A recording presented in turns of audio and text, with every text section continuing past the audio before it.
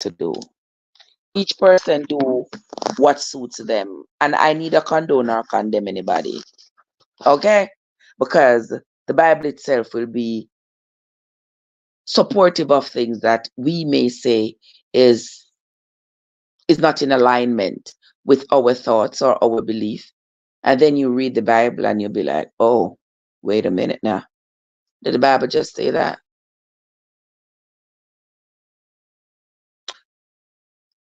I'm gonna start the reading because I'm not gonna get into specifics right now. We're gonna read the Bible and let the Bible speak for itself.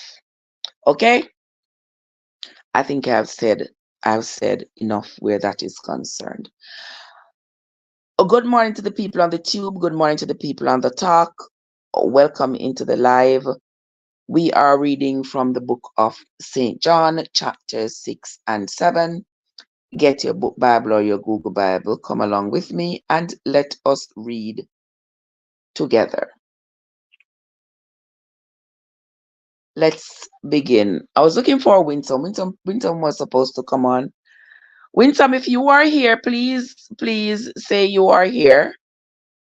If you are here, because I was waiting for you in particular while I was here blabbing off my mouth. I was waiting for you in particular. So let me know when you are here, Sister Winsome. Let me see who else is over here on the talk. I think that is Legend. That might be Legend right there. Legend usually come here, take me out of winding. He ain't saying nothing. He just sitting there watching me like, let me listen to what Trev is saying before I jump in. Before I jump in and say something. But anywho, come along with me, my friends, and let us read together. St. John chapter 6.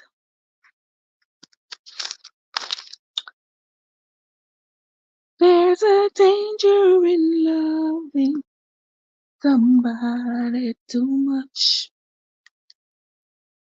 St. John chapter 6 says, after these things,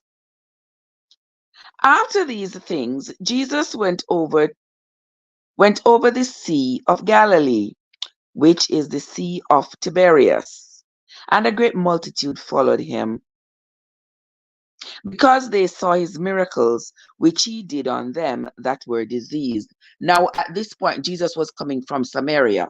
This was after he had seen the woman at the well. Now, for those of you who were in the reading on Friday, was it Friday? Whenever the last time that we read, when Jesus was in Samaria, he was traveling with his disciples, and they saw the woman. He saw the woman at the well, and he spoke to the woman about giving him a drink of water. And she was like, hey, I'm a Samaritan, and you are a Jew. Jewish people absolutely have nothing to do with Samaritans. We are like stark enemies. Why would you even want a drink of water from me? And he said, the drink of water that you might give me will make me thirst again, but the drink of water that I'm able to give you will ensure that you never thirst again. And by conversing with the woman, he was able to tell this woman how she had 5 husbands and all these things about her, that, she had never met him before. She didn't think he knew anything about her. To her, he was a complete stranger. But he knew all these things about her. And so after he had told her all these things that she didn't know he knew, she went ahead and told everybody about what he had said, and how he knew about her even without her having told him anything. And the people came, her people, the Samaritan people whom she had told, had come to see, who is this person she's talking about? What powers this person has that he could tell her about herself even though he didn't know her. And so Jesus ended up staying in Samaria for a few days, him and his disciples, before they went on to Galilee.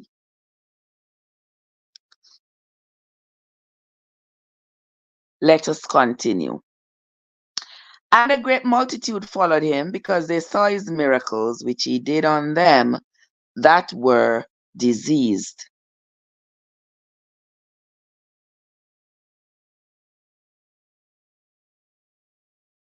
Wow, something went wrong here.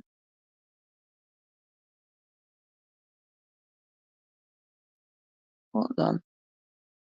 What happened just now? Hold on there, my friend. Something went wrong.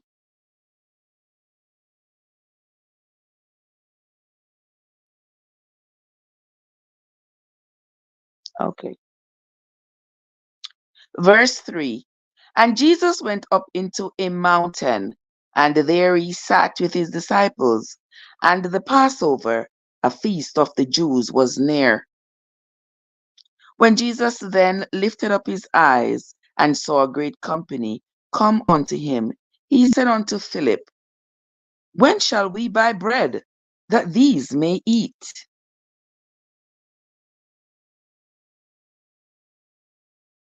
And this he said to prove him, for he himself knew what he would do. Philip answered him, 200 pennyworth of bread is not sufficient for them, that every one of them may take a little. One of his disciples, Andrew, Simon Peter's brother, said unto him, there is a lad here. A lad is a little boy. He says, there is a lad here which has 5 barley loaves and 2 small fish. But what are they among so many? And Jesus said, make the men sit down. Now there was much grass in the place. So the men sat down, in a number about 5,000. And Jesus took the loaves, and when he had given thanks, he distributed to the disciples, and the disciples to them that were set down, and likewise of the fishes, as much as they would. When they were filled, he said unto his disciples, gather up the fragments that remain, that nothing be lost. Therefore they gathered them together and filled 12 baskets with the fragments of the 5 barley loaves, which remained over and above unto them that had eaten.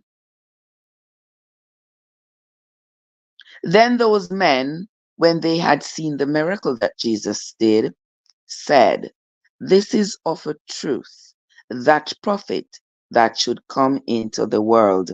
Now, when they say this, now remember that the Jewish people, and not just the Jewish people, but per the Jewish per their religion and what was established for them by Moses, they had been waiting for an individual that possessed these capabilities as Jesus did, because it was prophesied for them. You know, Isaiah prophesied there was going to be somebody to deliver the Jewish people. Jeremiah prophesied there was going to be someone to deliver the Jewish people from bondage. Now, this bondage that we speak of is the bondage in which they were taken from Jerusalem, from Israel. Israel was destroyed, and the Jewish people, some had to run for safety into other countries like Samaria, Egypt, Syria, all around. The Jewish people had to run for refuge, those who escaped the captivity of Nebuchadnezzar. Because remember now, Jesus' coming was 14 generations after that of after the Babylonian seizure of Israel. Okay, so it's been a long time, a long time, generation after generation after generation, that they were waiting for an individual of whom the Bible, their prophets had spoken about, that he was going to come to rescue them. All right. So here, in St. John chapter 6 and verse 14, it says, then those men, when they had seen the miracle that Jesus did, said, this is of a truth that prophet that would come into the world. When Jesus therefore perceived that they would come and take him by force to make him a king, he departed again into a mountain by himself. And when evening was now come, his disciples went down unto the sea and entered into a ship and went over the sea towards Capernaum. And it was now dark, but Jesus was not come to them. And the sea arose by reason of a great wind that blew. So when they had rowed about 5 and 20 or 30 furlongs, that's about 25 to 30 furlongs, they saw nigh onto the ship. Something is wrong here. They see Jesus walking on the sea and drawing nigh unto the ship, and they were afraid. But he said unto them, it is I, be not afraid. Then they willingly received him into the ship, and immediately the ship was at the land where they went. The day following, when the people which stood on the other side of the sea saw that there was none other boat, save that one wherein his disciples were entered, and that Jesus went not with his disciples into the boat, but that his disciples were gone away alone. Howbeit there came other boats from Tiberias, near unto the place where they did eat bread, after that the Lord had given thanks. When the people therefore saw that Jesus was not there, neither his disciples, they also took shipping and came to Capernaum, looking for Jesus. And when they had found him on the other side of the sea, they said unto him, Rabbi, when did you come here? Jesus answered them and said, verily, verily, I say unto you, ye seek me, not because ye saw the miracles, but because ye did eat of the loaves and were filled. Labor not for the meat which perishes, but for that meat which endures unto everlasting life, which the Son of Man shall give unto you. For him hath God the Father sealed. Then they said unto him, what shall we do, that we might work the works of God? Jesus answered and said unto them,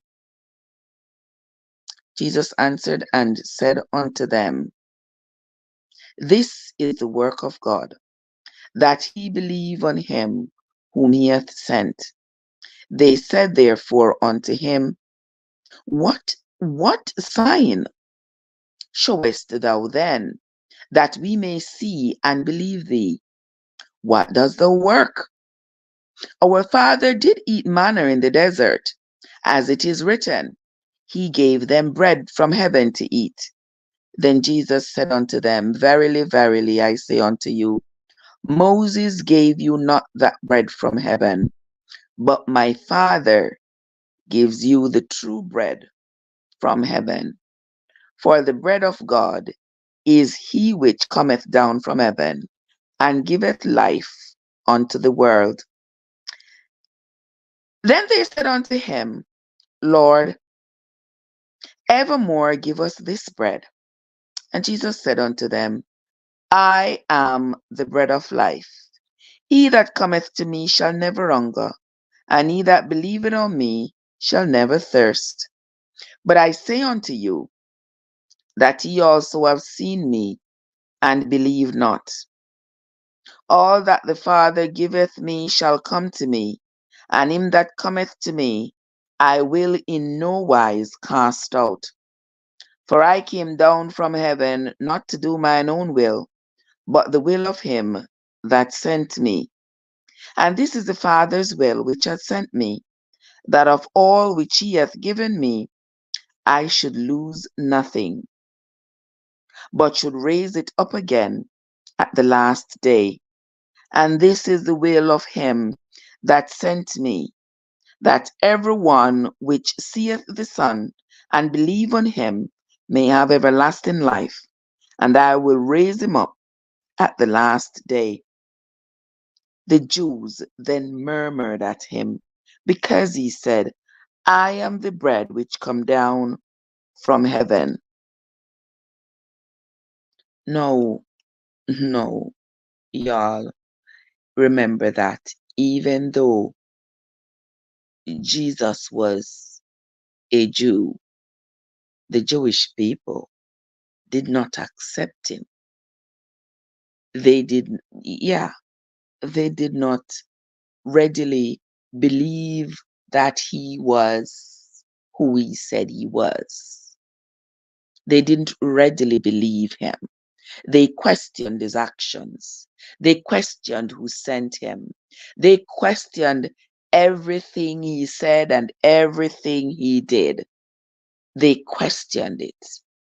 Was it because they were shocked? Was it because did they intend to be antagonistic towards what was happening in their culture? I am not sure. I am not sure. But it is clear from the scriptures that they had issues with him having come and with his teachings. A lot of his teachings were not in alignment with the teachings that they had been following historically. So they were not just skeptical, but I believe that they felt threatened, especially the people who were in power, the people who were in authority. They felt as though they were not going to get as much support from the people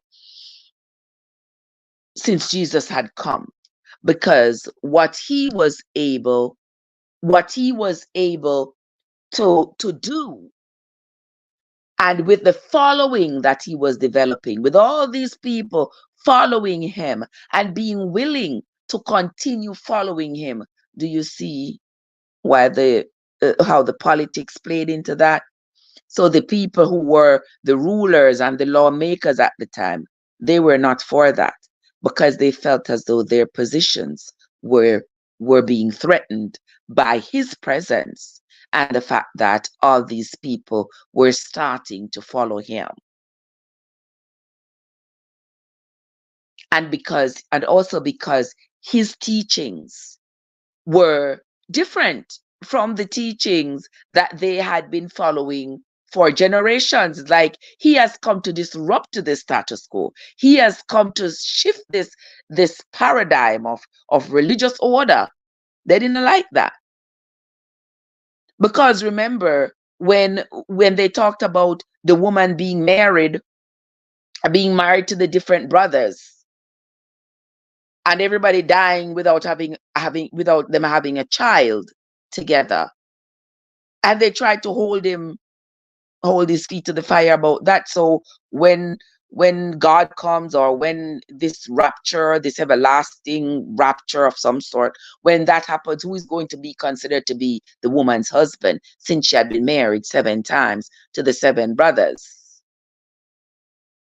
And he said to them, well, the people of this earth, of this world, you give in to, you get married and give in to marriage.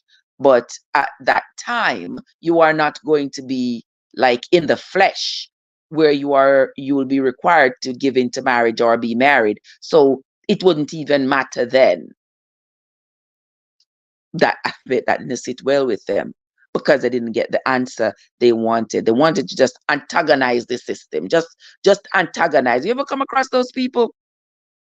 It no matter what you say, it doesn't matter what you say or what you do, it can never be enough for them. It can never be good enough. And at that point, it is no longer just what you are saying or doing. It's personal. It's you. So whether you do good or you say good, it doesn't matter to them. They just don't like you and your presence. And they are intimidated by you. So you cannot do or say anything that is going to convince them otherwise. And that was the position of Jesus per the text. Let us continue. Welcome again. Welcome into the live, everybody. Those of you on the tube, those of you on the talk, I appreciate you all. Thank you so much for coming and listening to the reading of the Bible. I appreciate y'all. Yeah. Let us continue. We are on to the book of St. John chapter 6. We are on. So follow along. And Jesus said unto them, I am the bread of life. He that cometh to me shall never hunger, and he that believes on me shall never thirst. But I said unto you, that ye also have seen me, and believe not. See what I tell you? They see him, they see the miracles he has performed, but they believe not.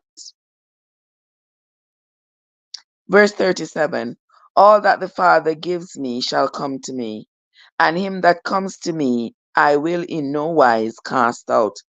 For I came down from heaven, not to do mine own will, but the will of him that sent me. And this is the Father's will which has sent me, that of all which he hath given me, I shall lose nothing, but shall raise it up again at the last day. And this is the will of him that sent me, that every one which sees the Son and believes on him may have everlasting life, and I will raise him up at the last day. The Jews then murmured at him. The Jews then murmured at him, because he said, I am the bread which came down from heaven. And they said, is not this Jesus, the son of Joseph, whose father and mother we know? How is it then that he says that he came from heaven? And Jesus therefore answered and said unto them, murmur not amongst yourselves. No man can come to me, except the Father which had sent me draw him, and I will raise him up at the last day. It is written in the prophets, and they shall be all taught of God. Every man therefore that hath heard and hath learnt of the Father comes unto me. Not that any man hath seen the Father, save he which is of God. He hath seen the Father. You say no man hath seen the Father? Did he just say no man hath seen the Father? Is that what he just said? No man hath seen the Father? Not interesting. I believe Moses said he saw the Father. Didn't he? Moses said he saw the Father and he spoke to him face to face. Didn't Moses say that? And I want to start talking about Moses this morning because that's gonna take me a minute, you know. But Moses did say he saw God and he spoke to him. And he spoke to him face to face. Am I right or am I right? So far we have seen where a lot of the things that Moses had said and that Moses had taught has a lot of question signs, because some of the things that Moses taught the people and the radicalization of all of that, you know, where it's do or die. You better do as I say, or else.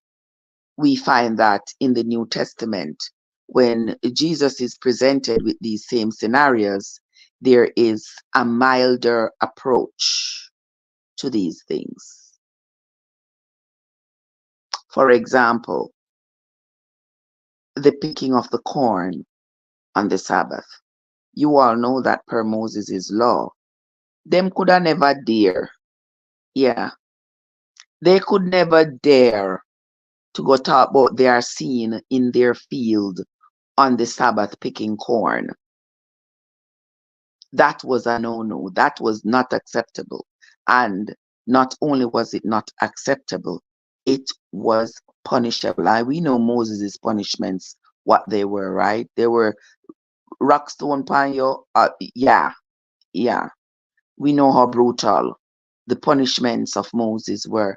And so because of this fear that the people had, they were shocked to see that Jesus was allowing the disciples to break corn and eat on the Sabbath day. And so they questioned it, like, what are you doing? You are breaking our laws. We are not supposed to break corn. We are not supposed to pick corn on the Sabbath day. And Jesus mildly reminded them of David in the tabernacle, having gone in there to eat the food that was supposed to be only for the priests. David was hungry, he went and he ate the food. Now he says, these people, they are hungry and there is corn right here. What does it matter whether or not it is Sabbath if you are hungry? Break the corn and eat. The Sabbath was made for you and not you for the Sabbath. And that right there was quite telling. And I believe that that drew the ire of many of the people when Jesus said that, because to them, breaking their Sabbath was one of the worst sins you could commit.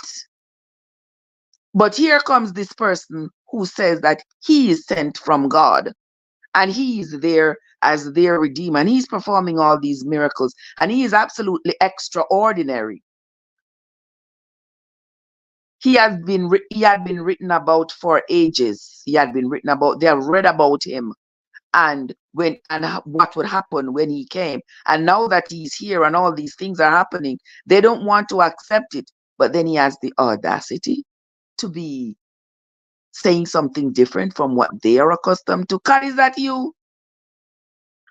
Yeah, he's saying something different from what they're accustomed to religiously. They are not happy. Not at all. Good morning, Sister Kat. How you doing? How you doing? Welcome. Let me see who else is here. I see David. I see Beristan and others. Welcome, guys. So let us continue. For those of you just coming, we are on to St. John chapter 6 and verse 47. Verily, verily, I say unto you, he that believeth on me hath everlasting life. I am that bread of life. Your fathers did eat manna in the wilderness and are dead. This is the bread which comes down from heaven, that a man may eat thereof and not die. I am the living bread which came down from heaven. If any man eats of this bread, he shall live forever. And the bread that I will give is my flesh, which I will give for the life of the world. The Jews therefore strove among themselves, and that strove now is the past tense of strife. That means fighting amongst themselves, saying, how can this man give us his flesh to eat? Then Jesus said unto them, verily, verily, I say unto you, except ye eat the flesh of the Son of Man and drink his blood, he have no life in you. Verse 54. Whosoever eats my flesh and drinks my blood has eternal life, and I will raise him up at the last day. For my flesh is meat indeed, and my blood is drink indeed. He that eats my flesh and drinks my blood dwells in me, and I in him. As the living Father hath sent me, and I live by the Father, so he that eats me, even he shall live by me.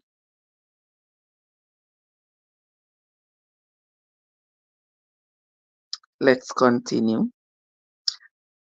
This is that bread which came down from heaven, not as your fathers did eat manna and are dead. He that eats of this bread shall live forever. These things said he in the synagogue, as he taught in Capernaum. Verse 60. Many therefore of his disciples, when they had heard this, they said, This is a hard saying. Who can hear it? When Jesus knew in himself that his disciples murmured at it, he said unto them, Does this offend you? What and if ye shall see the Son of Man ascend up where he was before? It is the Spirit that quickens, the flesh profits nothing. The words that I speak unto you, they are spirit, and they are life. But there are some of you that believe not, for Jesus knew from the beginning who they were that believed not, and who should betray him. And he said, Therefore said I unto you, that no man can come unto me, except it were given unto him of my Father. From that time many of his disciples went back and walked no more with him. Then Jesus said unto the 12, Will ye also go away? Then Simon Peter answered him, Lord, to whom shall we go? Thou hast the words of eternal life, and we believe and are sure that thou art that Christ, the Son of the living God.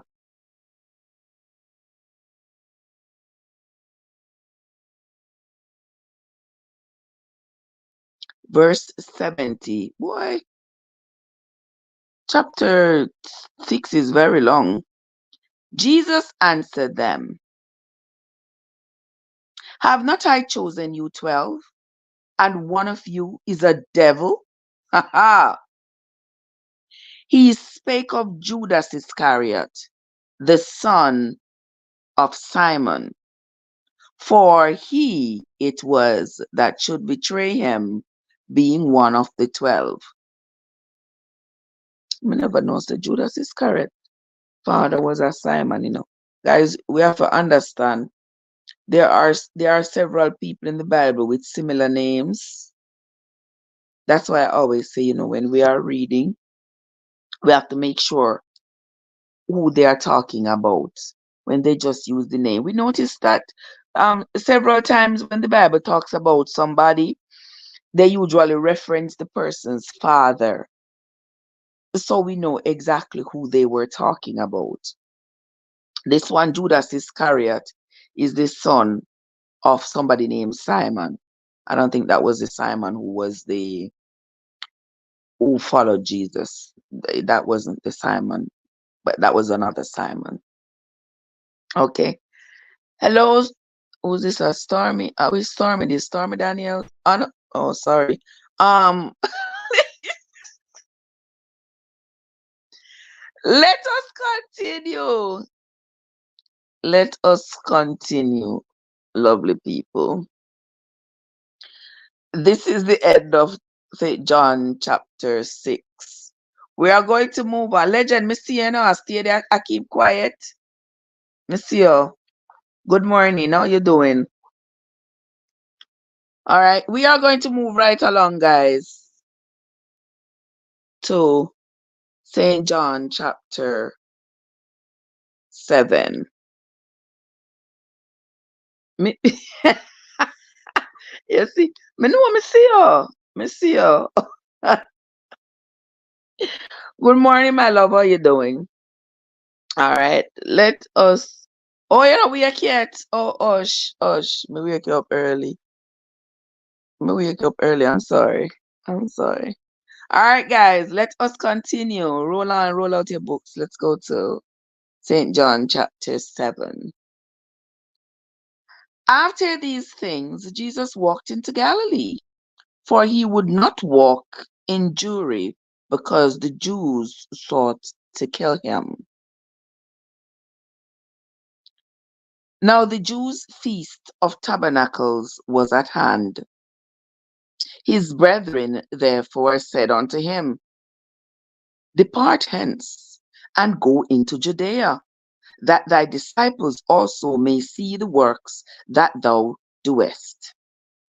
For there is no man that doeth anything in secret, and he himself seek to be known openly. If thou do these things, show thyself to the world. For neither did his brethren believe in him. Then Jesus said unto them, My time is not yet come, but your time is always ready. The world cannot hate you, but me it hates, because I testify of it, that the works thereof are evil. Go ye up unto this feast. I go not up yet unto this feast, for my time is not yet come. So, Jesus's disciples are, telling him to go up to this celebration that the Jews are having. Yeah, I'm not going up there. The Jews seek to unalive me. I ain't going up there because my time is not yet come. So I'm not going up there. Verse 6 says, Then Jesus said unto them, My time is not yet come, but your time is always ready. So you can die anytime, but my time is specifically designed, and it has not yet come.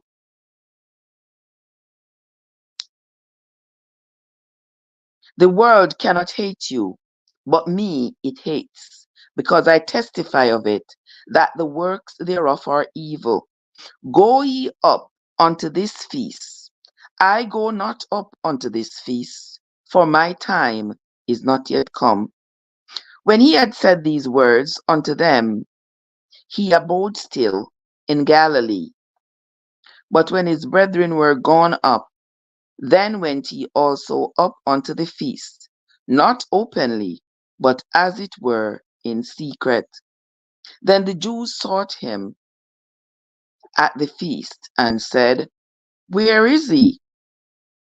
And there was such murmuring among the people concerning him. For some said, He is a good man, while others said, No, he deceives the people. Howbeit, no man spoke openly of him for fear of the Jews. You see, the people then were even afraid to embrace.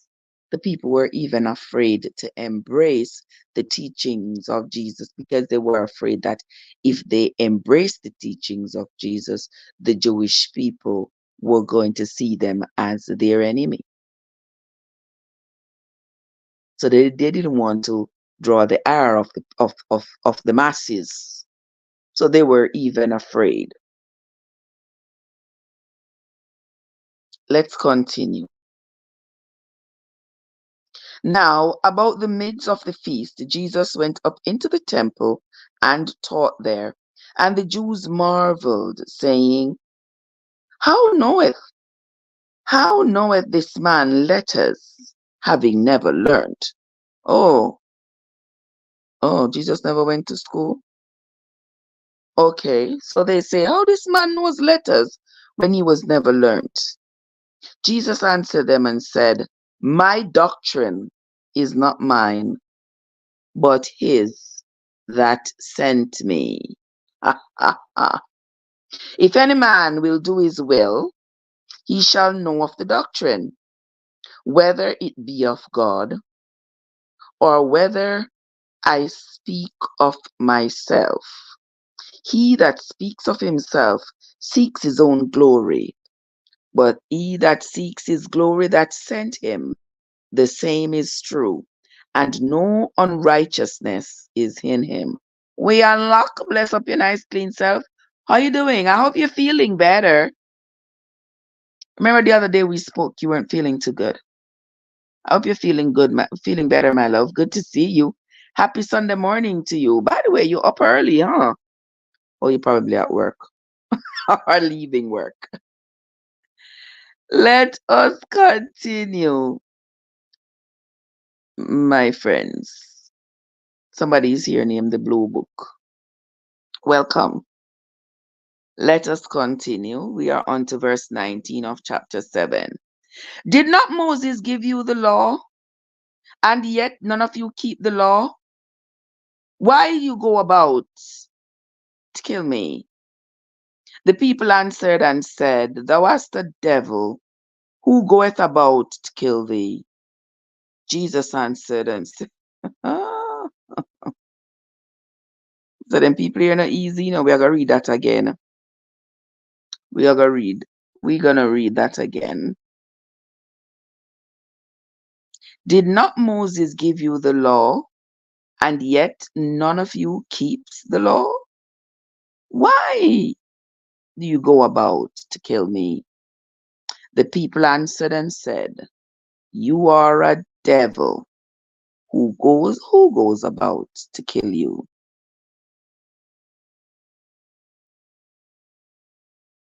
Jesus answered and said unto them, I have done one work, and ye all marvel. Moses therefore gave unto you circumcision, not because it is of Moses, but of the fathers. And he on the Sabbath day circumcised a man.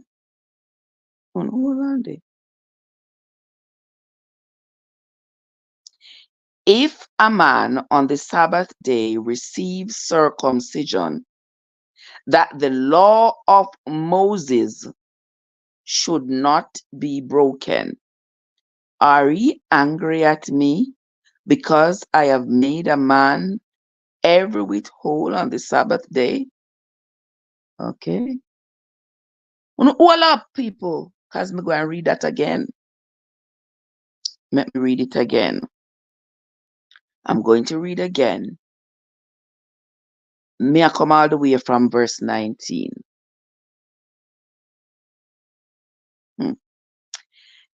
Did not Moses give you the law, and yet none of you keeps the law? Why are you going about to kill me? The people answered and said, thou hast a devil. Who goeth about to kill you? And Jesus answered and said unto them, I have done one work, and ye all marvel. Moses therefore gave unto you circumcision. And in parentheses it says, not because it is of Moses, but of the fathers.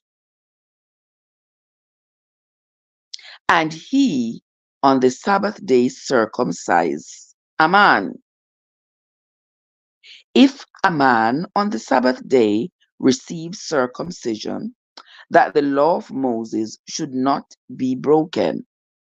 Are ye angry at me because I have made a man every whit whole on the Sabbath day? They themselves can't keep up. Judge not according to the appearance, but judge righteous judgments. Then said some of them of Jerusalem, Is not this he whom they seek to kill? But lo, he speaks boldly, and they say nothing unto him. Do the rulers know indeed that this is the very Christ? Howbeit we know this man whence he is. But when Christ comes, no man knows whence he is.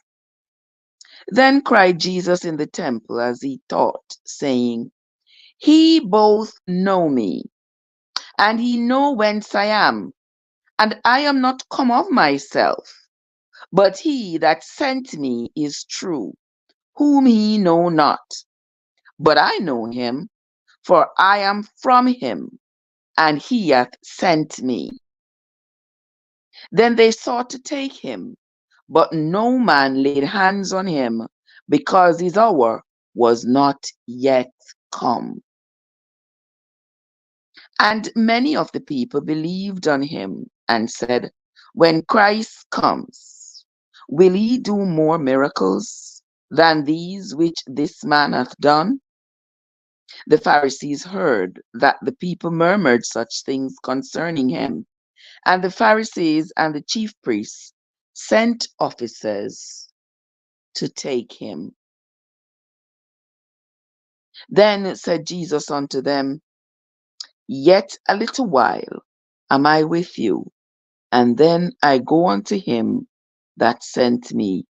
He shall seek me, and shall not find me, and where I am, there he cannot come.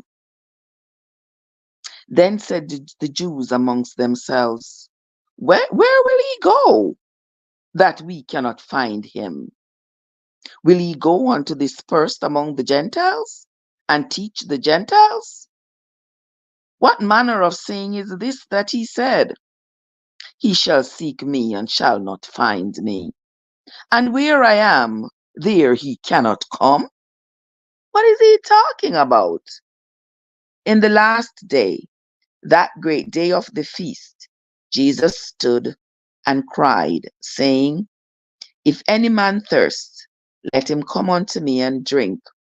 He that believeth on me, as the scripture hath said, out of his belly shall flow rivers of living water. But this spake he of the Spirit, which they that believed on him should receive. For the Holy Ghost was not yet given, because that Jesus was not yet glorified. Many of the people, therefore, when they heard this saying, said, Of a truth, this is the prophet.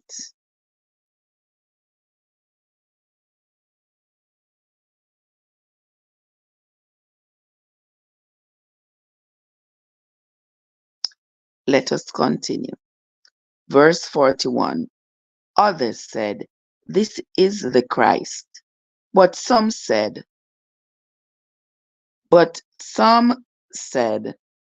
He is not. Who just keep on texting me and distracting me? Let us continue. Others said, This is Christ.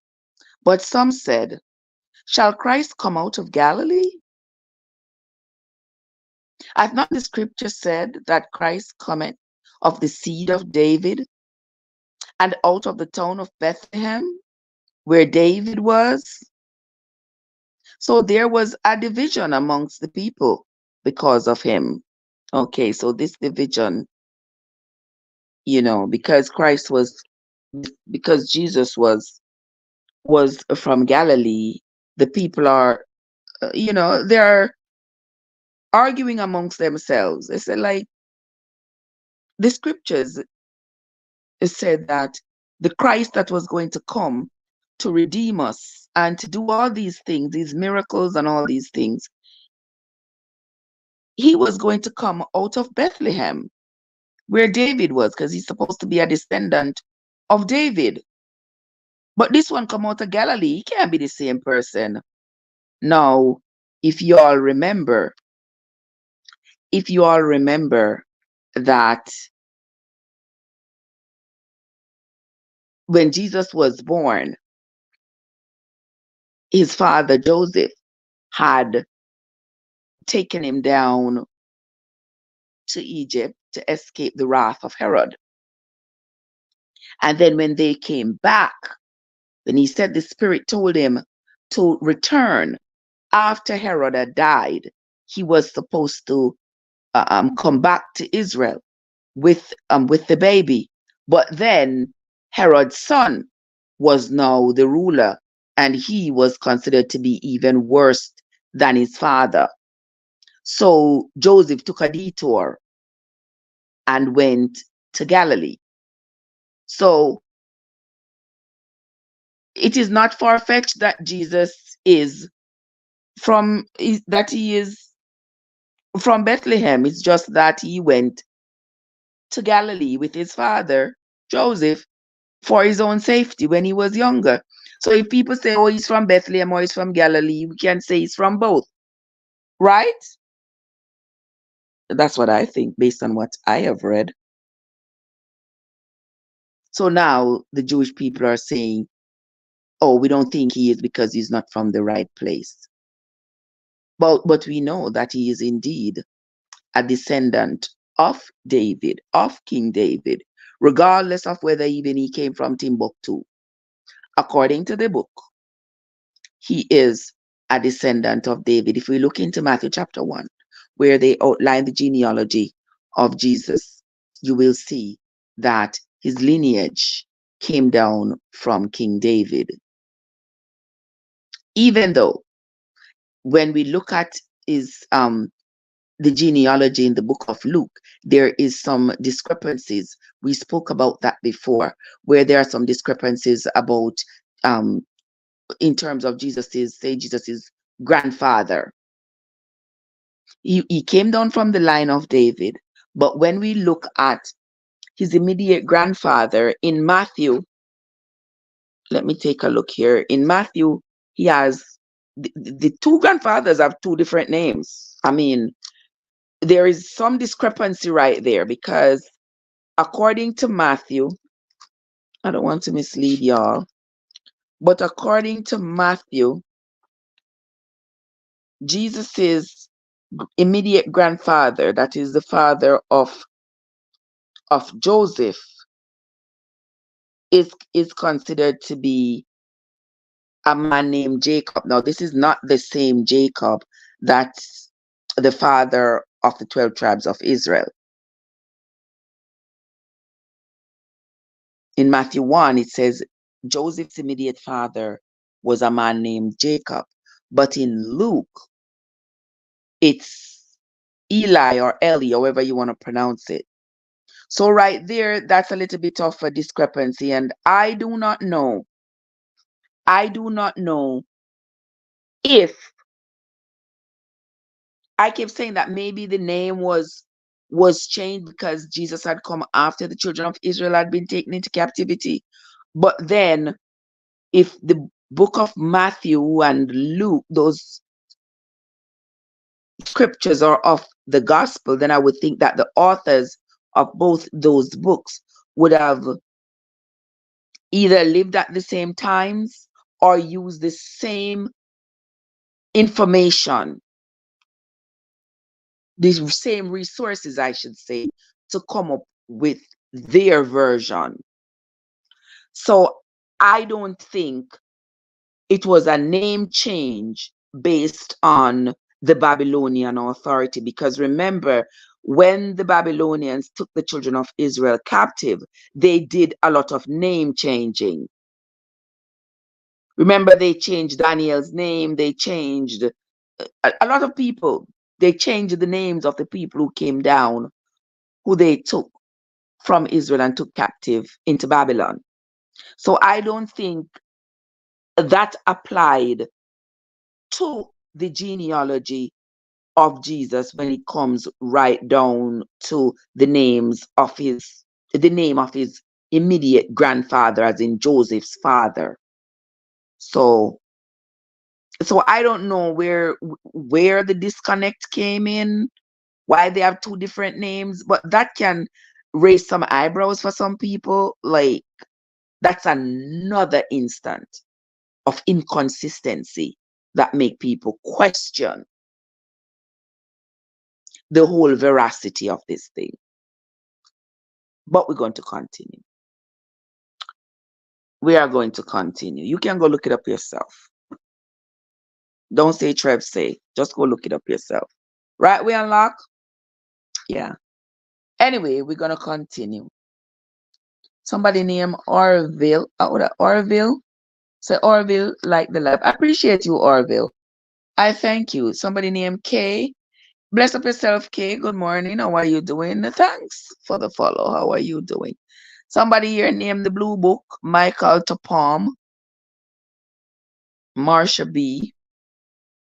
Who else is here? Welcome, guys. We are coming to the end of this morning's reading as we read the book of St. John, chapter 7. Verse 42. Have not the scriptures said that Christ comes of the son of the seed of David and out of the town of Bethlehem, where David was?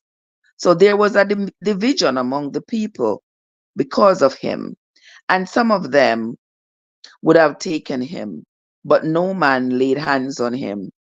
Then came the officers to the chief priests and Pharisees, and they said unto him, Why have ye not brought him? The officers answered and said, Never man spake like this man. Then answered them the Pharisees, Are he also deceived? So the Pharisees come to the priests and the chiefs and said, Listen, why don't you bring this man in already for us to unalive him? And he said, they said, No man has ever spoken like this man has. So the Pharisees said to them, Oh, so you are deceived too. So you believe you believe too. You are bamboozled, huh? All right, we will see. Have any of the rulers or of the Pharisees believed on him? But these people who knows not the law are cursed. Nicodemus said unto them, He that came to Jesus by night, being one of them, that was Nicodemus. Doth our law judge any man before it hear him and know what he does? They answered and said unto him, Art thou also of Galilee? Search and look, for out of Galilee arise no prophet. And every man went to his own house. So because Jesus is come out of Galilee, they are convinced. They say he's no prophet because according to our scriptures, no prophet, nothing good can come out of Galilee. So no prophet could ever come out of Galilee. So the fact that, you see, they have just, these people, they will do just about anything. They will find just about any little crevice to justify their feelings towards Jesus. First, it was, who is he? Where is he from? Now it is, the second it was like, why is he saying stuff that is against what Moses taught us? Then now it is, oh, he's from Galilee. Ain't no prophet gonna be coming out of Galilee. So that is enough to tell us that he ain't real. He's not real. Because no prophet can come out of Galilee. So they are just nitpicking at some little minor details that has absolutely no relevance at all to what Jesus is about. None at all. Because how it's going to be that it's because somebody's from a particular place while you're saying no prophet can come from this particular place. Is that what determines a prophet?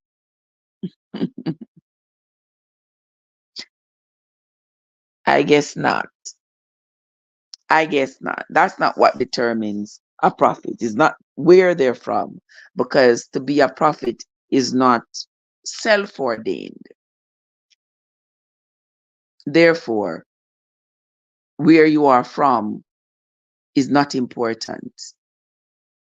What's important is where you go and what you do.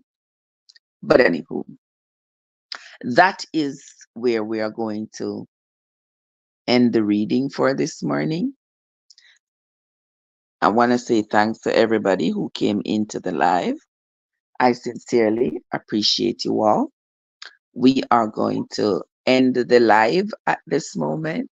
And when we come back later, when I come back on the live, it will be Legend. Did the live itch? Because I don't know if my internet is back. We had a terrible storm last night, all of yesterday afternoon into the late into the night. So my internet was down.